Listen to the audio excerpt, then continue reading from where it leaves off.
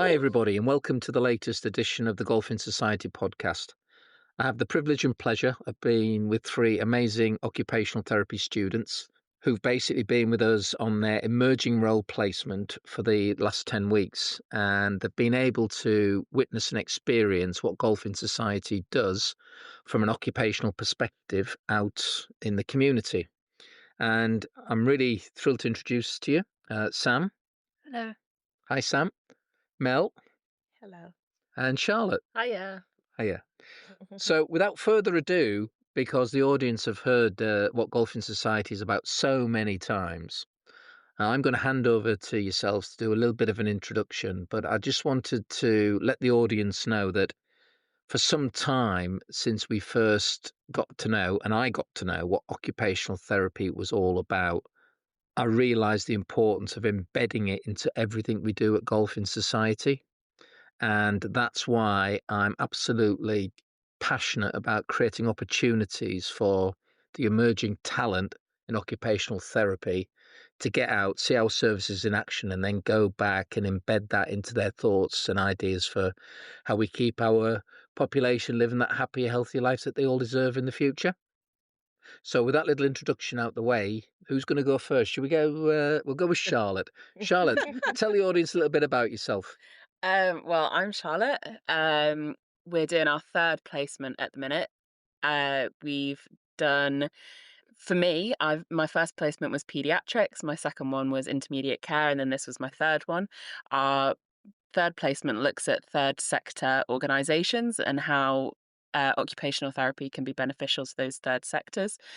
So we've been lucky enough to be with Golf in Society and spend the last 10 weeks with all its lovely members, looking mainly at obviously the dementia and the Parkinson's, but Yeah. we've been trying to find ourselves a little niche to create our own little project from. Oh, that's fantastic. And where are you from Well, originally? I'm from Liverpool You're Liverpool, originally. very good. Yeah, you wouldn't know by my accent, would you?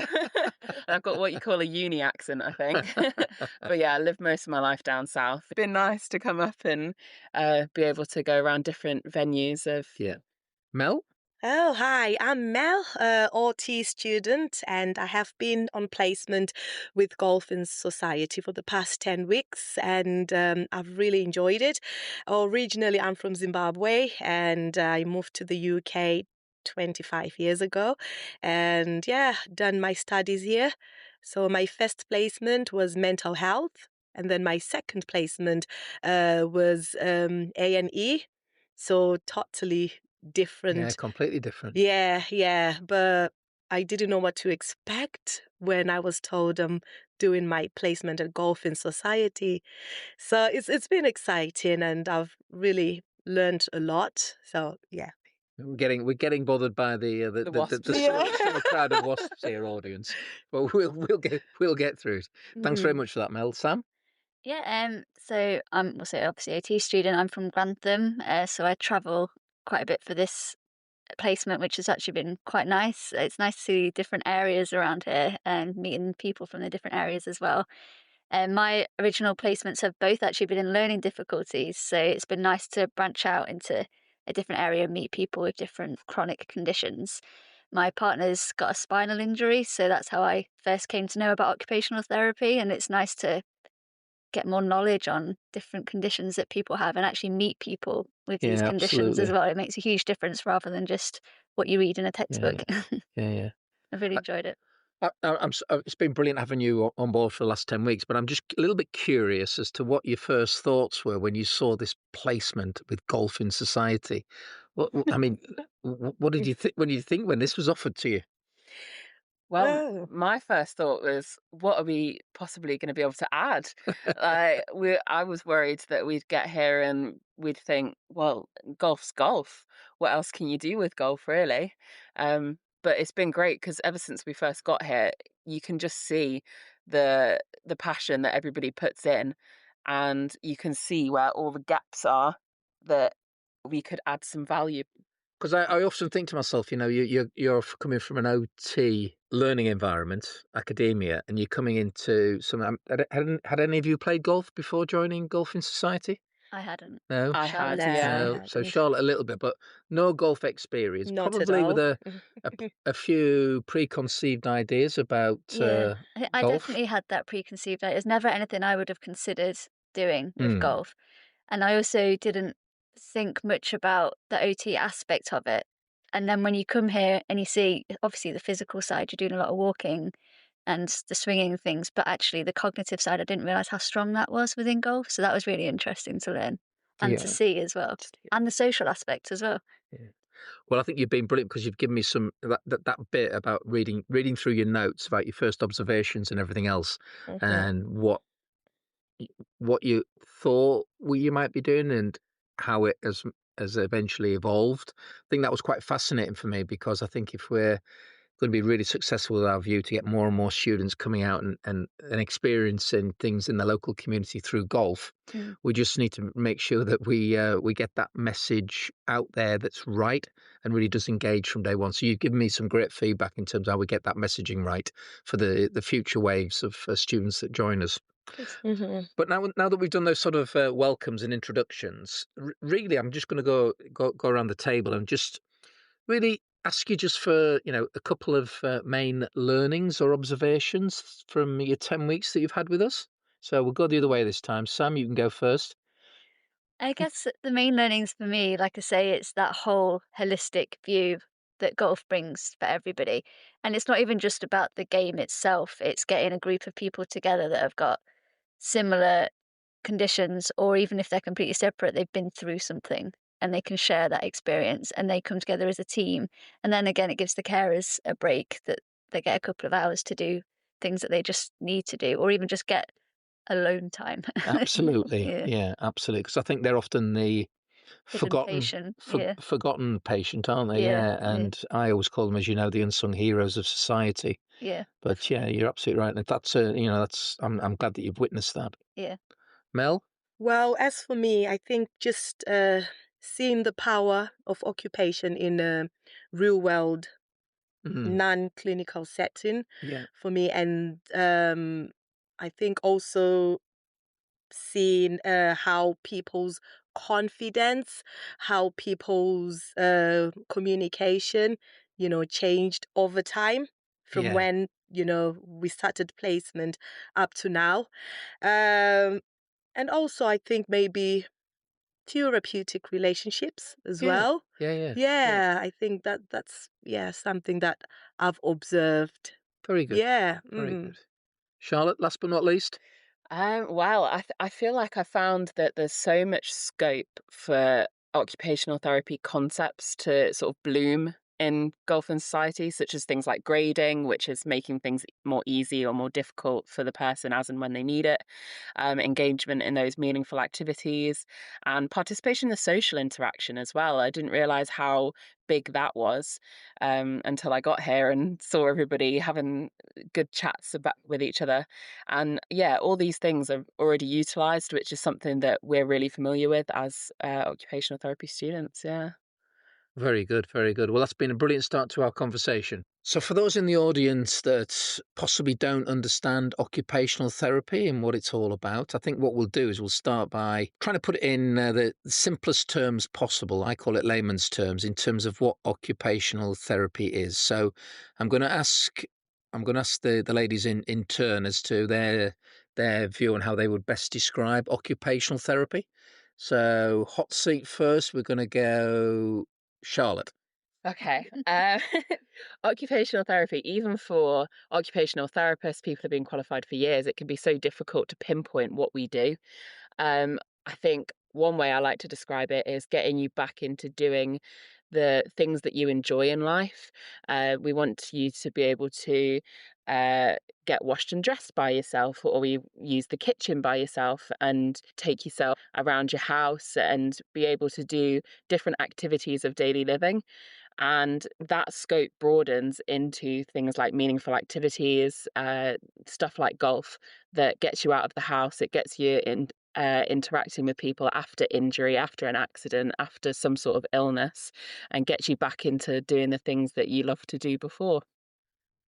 Beautifully Yeah. put. Right, Mel, Well, follow that.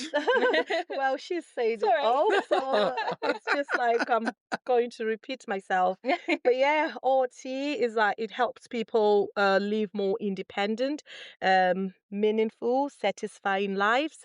So yeah, exactly what Charlotte has said. Very good. That's always the problem going second, isn't it? The I person that know. goes first has Yeah, said most of it, but at least you're all singing off the same song yeah, sheet it's so the far. same. And yeah, the hardest part, Yeah. Sam, you've got to go third. Yeah, as Anthony's explained to us in the past 9 podcasts, it's from getting from a point that you're currently at after, like Charlotte said, an injury, accident, illness, and getting to point B, whatever that point is the OT will find a way to get you there, whether that's through graded activity or just coming up with different methods to try and make sure that you get back into doing whatever it is that you want to do, whether that's just general day-to-day living or if that is something very specific like golfing. Yeah, and I think that's a wonderful little summary of what OT is all about from your perspective. From my perspective, having no experience in this field, I was told I'm actually quite a good OT, which I thought was quite a badge of honour, really. And I think it's because that's exactly how we approach things at Golfing Society. We take a person who's got a challenge in life, had a wobble, whatever that might be.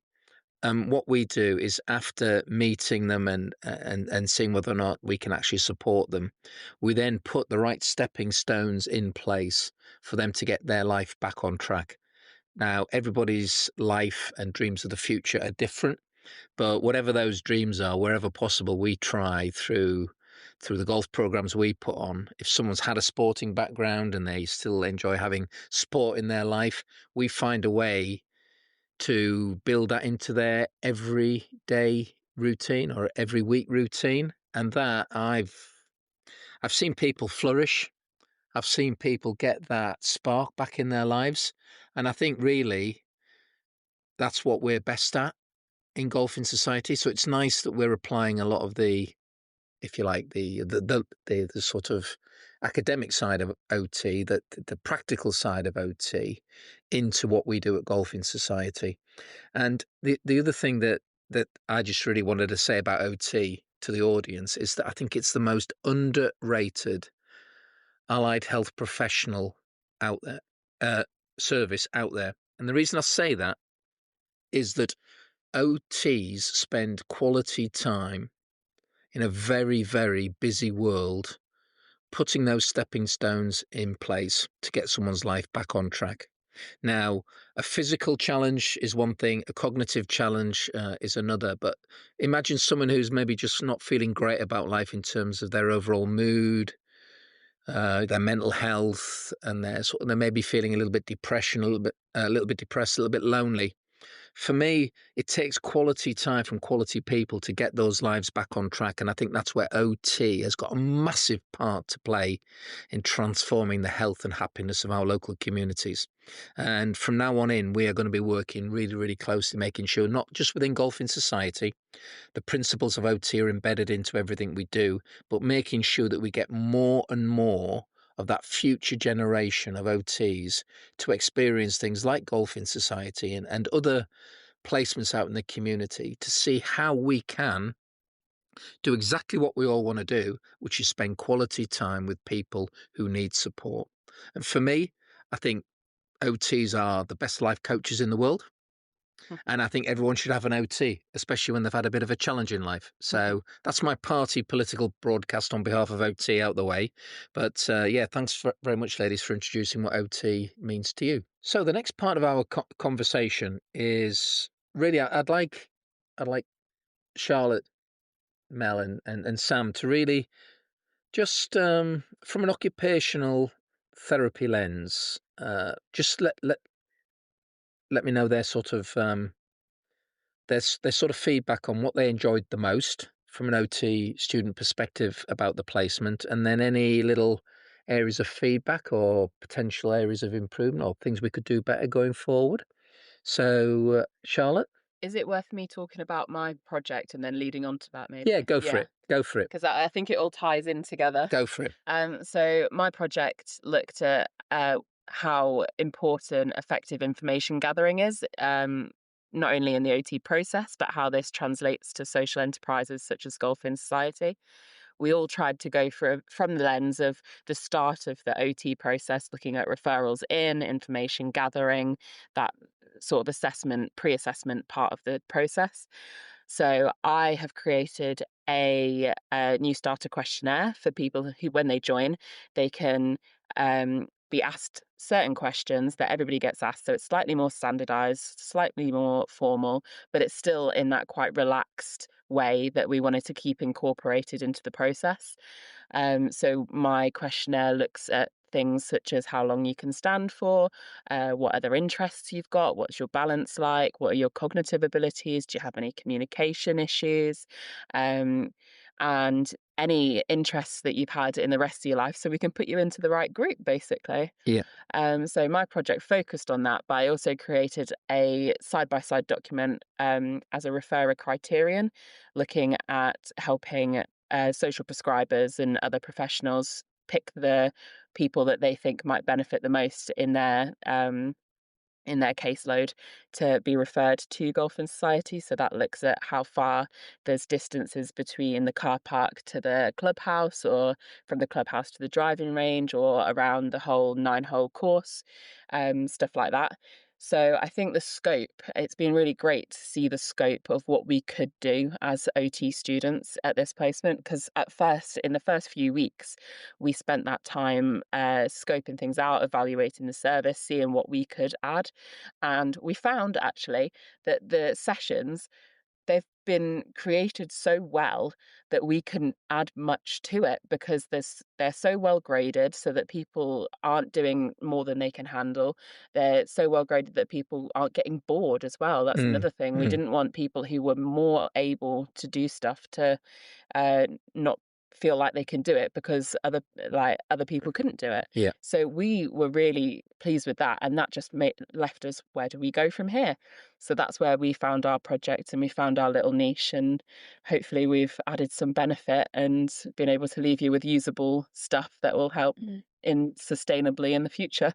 Well, I'll come on to that bit of feedback about all your projects in a minute, but Mel, do you just want to mention a little bit about your project, your learnings and observations for your time with us? Okay, so my project focused more on improving how volunteers are referred to Golf in Society. So I kind of explored what motivates people to volunteer with Golf in Society, and how to create like clearer pathways for getting involved. And it taught me how occupation applies to volunteers too. Yeah, yeah, Yeah, so it's yeah, not only yeah. about, the service users, but Yes. volunteers in particular. And, they are also like gaining purpose, connection, and it's also a meaningful role in Mm, their lives as well. yeah, yeah. So yeah, that's what I've been like working on with my project. Yeah, and you've done Mm. a brilliant job. And last but not least, Sam, what was your project? So mine was looking at the barriers of occupation. So there's a bit of disparity in regards to the number of people that come to the different clubs. So some clubs have got loads of people that participate, other clubs have got a few less. And I was just looking at what the reasons were for that. So I did a questionnaire for current participants, what they enjoy about it, how they came to know about it, and why they continue to keep coming. And then I did a questionnaire for potential participants. Yeah, yeah, yeah. So just basically finding out, do they know about Golf in Society? Is it anything they'd be interested in? What would the barriers be to them attending? And I got some really good feedback as to a lot of people weren't aware of what it was about, or they weren't aware of the benefits that came about with it. And actually, most of the people I spoke to were asking a lot of questions and were really interested in what it was about. So it was really interesting. And one of the suggestions that I put forward was maybe about having occupational therapists come and do the sessions themselves, so they can confidently recommend it to all of their Yes. service Yeah, yeah, users and yeah, things. Yeah. yeah. Very good. Well, audience, I have to say that the three projects, I'm absolutely thrilled with all three of them. And the reason I say that is that, I mean, Charlotte mentioned that we do things so well at at Golfing Society with the sessions and everything else, and that's a wonderful badge of honour to get. And I'm pleased, but there's a lot of hard work gone into that, making sure that it is person-centred, co-designed, co-created.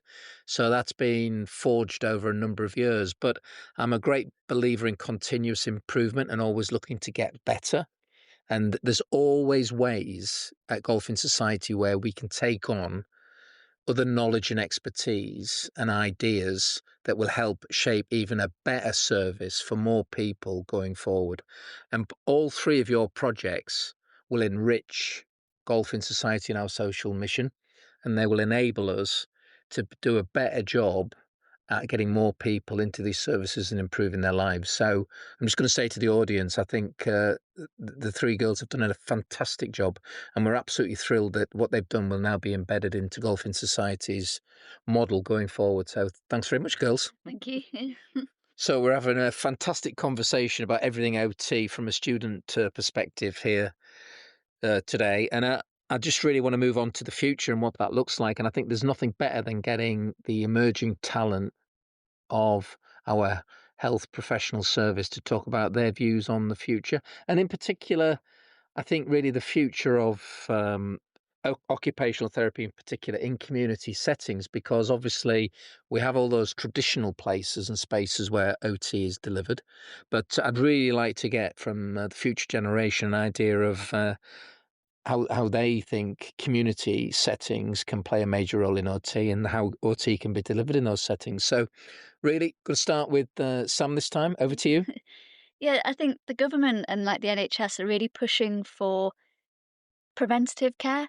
So rather than waiting till somebody's in crisis and then obviously you've got the NHS strain, if OT are really well placed because they look at a view of holistic care.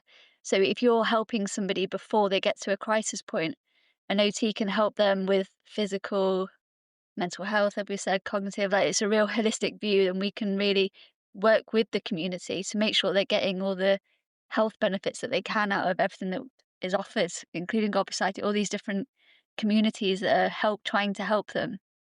And then obviously they don't get to that point that they need the additional care from the NHS. So yeah, I think OT are really working more within the community, and that's a great benefit to everybody. And from a personal perspective, practicing going forward after you graduated, is that the type of place and space in the community that you would like to Yeah, I practice? definitely want a community placement. Yeah, I want to be with I want to be there when somebody needs that help, but not in a crisis point. yeah, So yeah, they're not at their lowest level. They're there. They're just looking for somebody to help. And again, an OT will not just help with what they're suffering with. They'll look at everything they could help with. yes, So yeah, if, for example, somebody had a stroke, they've come out of hospital, an OT can go in and look at their home and adapt it. But then they'll also offer mental health, they'll offer different charities that are around, they'll do the research and provide them with something else to look forward to, places to go to get help, and it's that whole package. yeah. Very good, very good.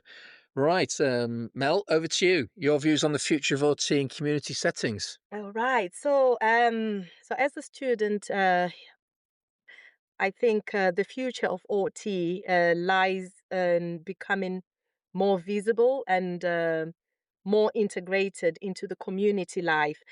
So my placement at Golfing Society has kind of really opened my eyes to how powerful our role can be outside, traditional settings, supporting Yeah, people through meaningful occupation in ways that are natural, enjoyable, um, deeply person centered, I would yeah, say. yeah, yeah, And I think also the future of OTs will be working more in prevention, early intervention, social inclusion, and not just rehabilitation, I would say.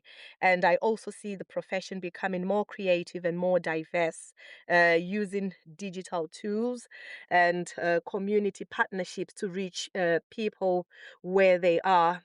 So I'm really excited to be entering, this profession that's adaptable and which values driven and focused on helping people to live a meaningful, purposeful life. That's wonderful.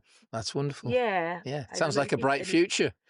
Yeah. It does. It does. Yeah, I'm looking forward to it. Yeah, Yeah, it yeah. is. Two very hopeful responses about the future and very Yeah. positive, and I think that's the important thing for me, hopeful and positive. Exactly. Very, very positive. Yeah, Yes. yeah. Mhm. Very good. Last Yeah. but not least, Charlotte. Thank you. Mm. I personally am quite a big advocate of uh, health and social care professions in community settings and becoming increasingly so. I think over history, we've started in the community, we've gone more towards hospital led healthcare, and now I think it's time to balance that back out again and come back into the community.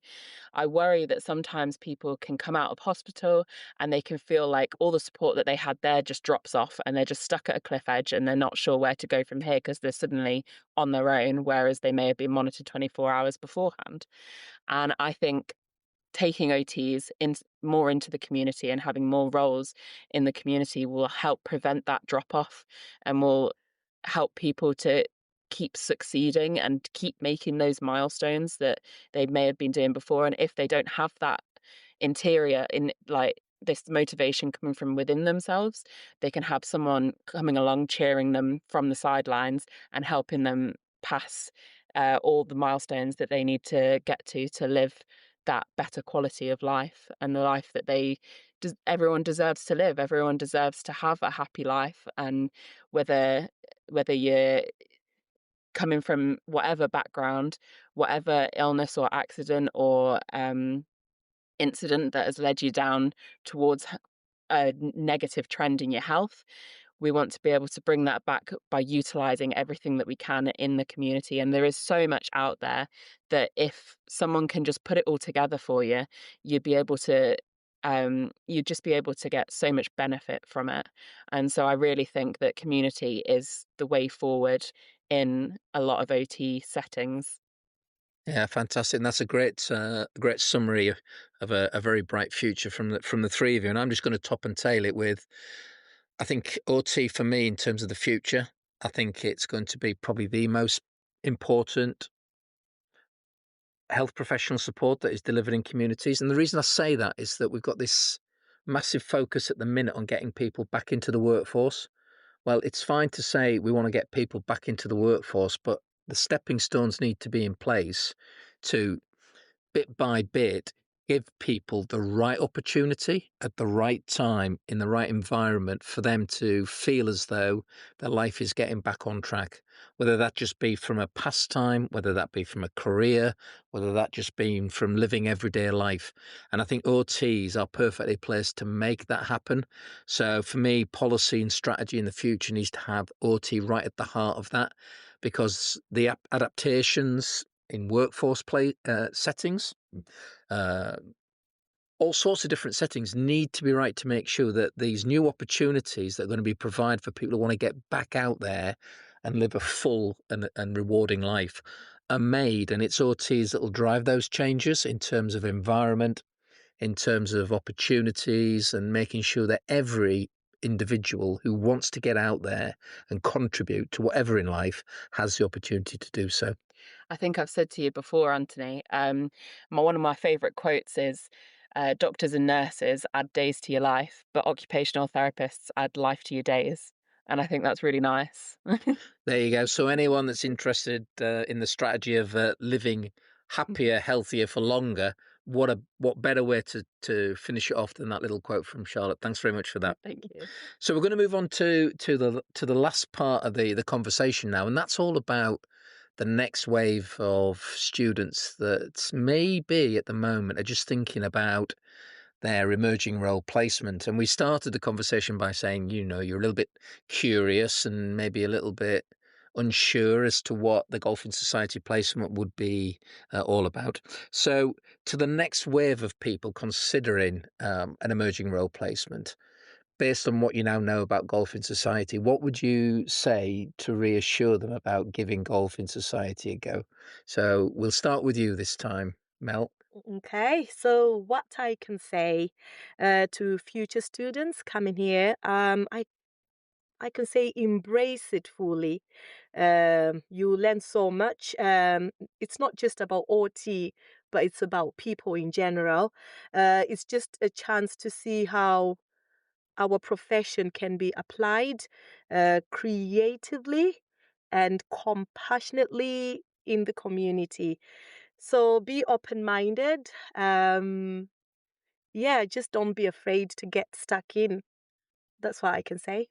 Very good. Sam? Yeah, I agree. It's one of those things where golf kind of has a bit of a stigma around it, and Yeah. you've really, like Mel said, have that open mind. I've really enjoyed getting involved in playing golf, which I never thought I would do, but I do think I will do it again and get my little boy involved. But also just speaking to people from all walks of life, and so I mean, such interesting characters that we've met with varying abilities and things. It's been so interesting. Yeah, Wonderful. really enjoyed it. Wonderful. And finally, Charlotte? Yeah, I'd say don't underestimate it. I think you can look at what you can do for the charity, but just as much so you can see what the charity can do for you, and and your studies and your health and your mental health and everything. It's been a great time, and just don't underestimate it. Wonderful. So, any students out there thinking about their emerging role placement, what better way of endorsing what we do with Golfing Society by hearing that from three people who've been through their 10-week placement with us. And I'm just going to finish today by saying a sincere, genuine thanks to all three of you. You've been amazing. To see you engage with our customers, our golfers, the families, to see you embrace golf and to see you improve at golf as well has been wonderful. But I always say this is all about people helping people. And I think you're three wonderful individuals who've really made a difference during your 10 weeks. And on behalf of everybody, thanks, Golfing Society, thanks for everything you've done. And I'd like to just wish you all every single success in your future careers. And I'm sure our paths will cross again. Yeah. Thank you. Fingers Oh, crossed. thank you. Take care. Thank Take you. care. Thank you so